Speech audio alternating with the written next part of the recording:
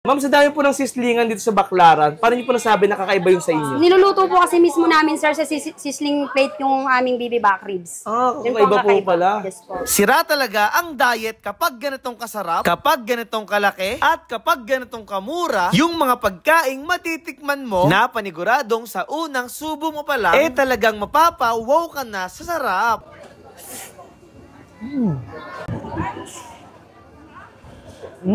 Sisling liempo na napaka-juicy ng loob, pritong fried chicken with only gravy naman, bestseller nilang baby back ribs with only sauce, plus sasamahan mo pa ng kanilang napakasarap na pasta at mga drinks na matitikman nyo dito sa Chismosa sa May Ugbo, Baclaran. Ops, teka, huwag mo kakalimutan na cars agent na ako dito sa Mitsubishi Manila Bay. Kaya ako nagbabalaki bumili ng mura at brand yung sasakyan, katulad nitong aming Montero, Expander, X-Force, L300, Triton Pickup at ang aming Mirage G4. I-PM nyo lang ako dito sa Facebook page ko o kaya tumawag kayo sa mga number na ito o kaya naman puntahan nyo ako mismo dito sa Mitsubishi Manila Bay. So paano? Iintayin ko kayo mag-apply at mag-inquire sa akin ha. Bye-bye!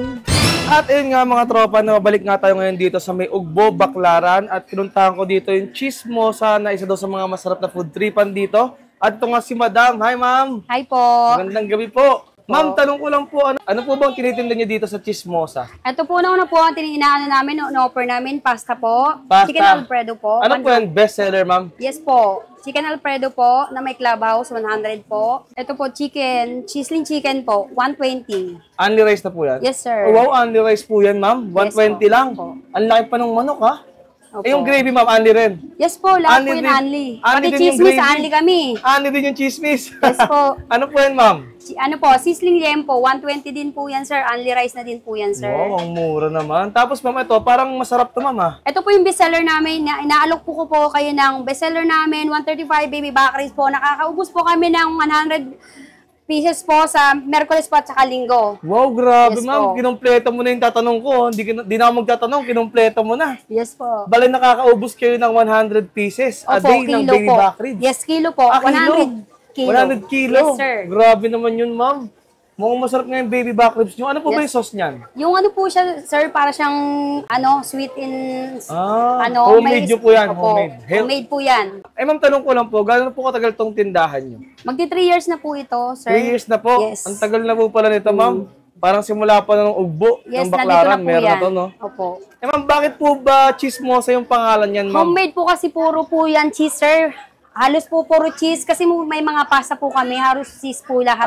Kumbaga, cheese po talaga yung ino-offer Yes, nyo sir. dito na special. Yes po. Akala ko po, puro Chismosa yung tao dito. Medyo po, medyo. Medyo.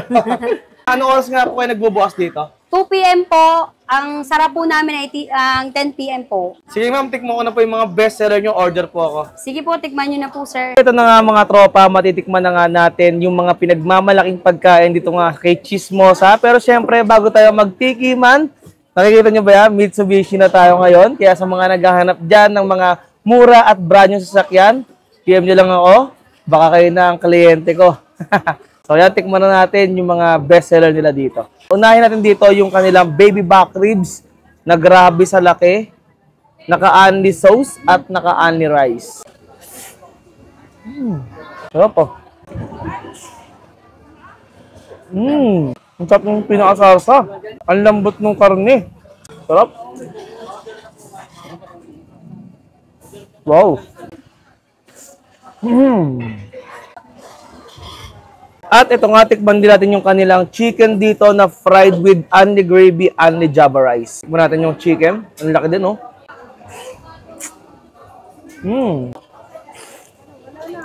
Wow. Grabe, ang sarap din ng pinaka-chicken nila. At the same time, yung gravy nila, talagang panalo din dito. Isa pa, oh. At syempre, hindi ko papalagpasin dito yung isa sa mga bestseller nila, yung kanilang pasta. Ayan, oh.